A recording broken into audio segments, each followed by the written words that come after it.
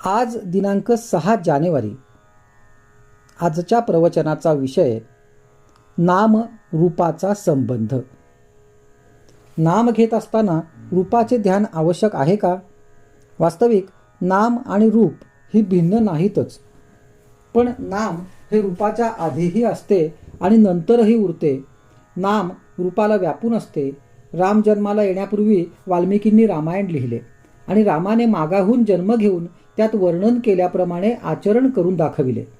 म्हणजे रूप अस्तित्वात येण्यापूर्वी नाम होते आणि रूप गेल्यानंतर आजही नाम शिल्लक आहे. देशकालाच्या पलीकडे जे कायम टिकते ते सत्य होय. प्रत्यक्ष आकाराला आलेली अनेक रूपे नाहीशी झाली तरी त्यांचे नाव टिकून राहते. म्हणजे नाम हे देशकालाच्या पलीकडे असते. म्हणजे ते रूपापेक्षा जास्त सत्य असते. जे सत्य आहे ते श्रेष्ठ असलेच पाहिजे. तेव्हा नाम घेणे ही गोष्ट मुख्य आहे. ते घेत असताना रूपाचेही ध्यान राहिले तर उत्तमच, पण ते तसे न राहिले तरी नाम घेत असताना रूपाचे स्मरण सूक्ष्म रूपाने असतेच असते. समजा एका गृहस्थाच्या घरी राम नावाचा गडी आहे. तो गृहस्थ राम राम असा जप करीत बसला आहे, पण त्याचे लक्ष राम रूपाकडे नाही. मनात काहीतरी दुसरेच विचार चालू आहेत. अशा वेळी त्याला जर एकदम विचारले की तुम्ही कुणाचे नाव घेत आहात, तर अर्थात रामाचे असेच उत्तर तो देईल. हे उत्तर देताना त्याच्या मनात दाशरथी राम हीच व्यक्ती असणार, रामगडी ही व्यक्ती नसणार. याचाच अर्थ असा की नाम घेत असताना रूपाचे ध्यान सूक्ष्म रूपाने आत जागृत असते. म्हणूनच रूप ध्यानी येत नाही म्हणून अडून बसू नये. नामस्मरण करण्याचा अट्टहास ठेवावा, त्यात सर्व काही येते. एखाद्या माणसाची आणि आपली ओळख असेल तर पहिल्याने त्याचे रूप पुढे येते आणि नंतर नाम येते.